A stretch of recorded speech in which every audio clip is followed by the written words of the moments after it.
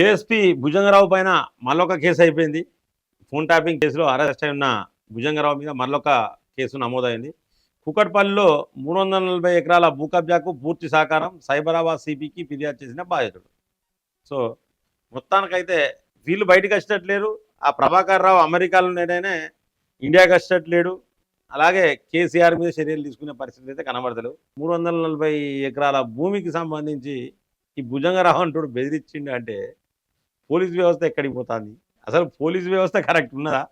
మన తెలంగాణలో కేసీఆర్ వచ్చినాక పోలీస్ వ్యవస్థను మొత్తం భ్రష్టు పట్టించిండు. ఒకప్పుడు పోలీస్ అంటే ఉత్సవ పోసుకునేది, ఇప్పుడు ఉత్సవ పోసుకునే పరిస్థితి లేదు.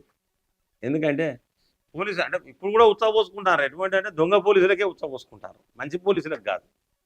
అంటే మంచి పోలీసులు అంటే ఎట్లుండాలి? ప్రజల తరపున కొట్లాడే పోలీసులు ఉండాలి. ఇప్పుడు రంగనాథ్ సార్ ఉన్నాడు, కొత్తకోట శ్రీనివాసరెడ్డి సార్ ఉన్నాడు, రాజేష్ కుమార్ సార్ ఉండే.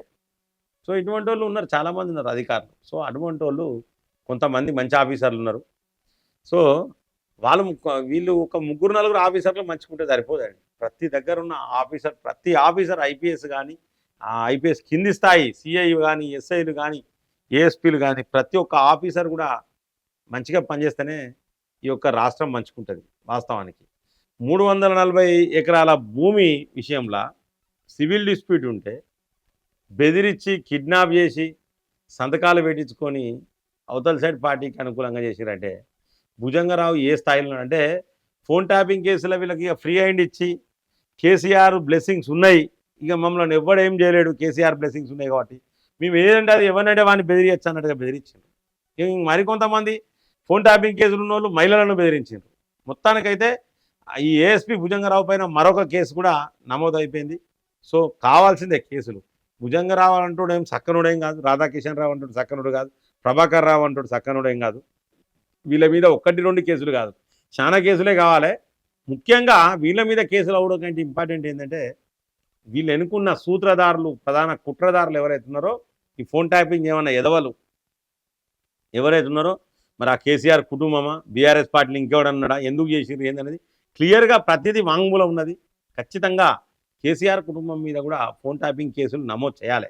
ఇప్పటివరకు నమోదు చేయలే. మరి కారణం ఏంటిదో అర్థం కాదు, ఇప్పటివరకు నమోదు చేయలేదు.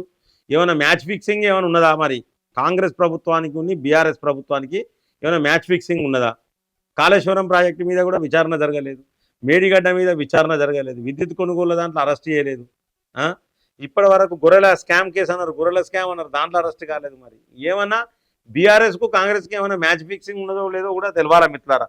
ప్రతి ఒక్కరు ప్రజలు మీరు కూడా అర్థం చేసుకోవాలి. వీళ్ళు ఎంతసేపు బీఆర్ఎస్ బీజేపీ ఒకటి, బీఆర్ఎస్ బీజేపీ ఒకటి అని ప్రచారం చేసి అధికారంలోకి వచ్చారు తప్పితే మరి ఇప్పుడు ఎవరెవరు ఒకటి అనేది ప్రజలకైతే క్లియర్గా అర్థమవుతా ఉన్నది మిత్రులారా.